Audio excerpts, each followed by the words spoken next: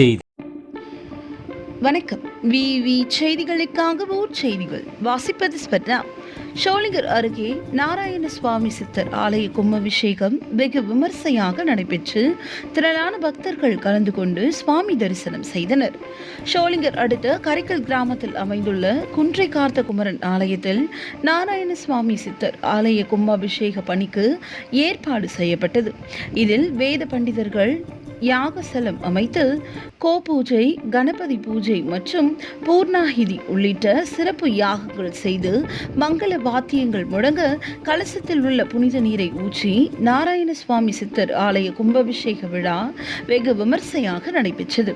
இதில் சுற்றுவட்டாரத்தை சேர்ந்த திரளான பக்தர்கள் கலந்து கொண்டு சுவாமி தரிசனம் செய்தனர். ஆலய நிர்வாகம் சார்பில் பக்தர்களுக்கு அன்னதானம் வழங்கினார்கள். இதில் ஷோலிங்கர் சட்டமன்ற உறுப்பினர் AM முனிரத்தினம், தொழிலதிபர் ஆதிமூலம், திமுக மத்திய ஒன்றிய செயலாளர் பூர்ணசுந்தர் ஆகியோர் கலந்து கொண்டு சுவாமி தரிசனம் செய்தனர். விவி செய்திகளுக்காக விஜய் மற்றும் பாஸ்கர்.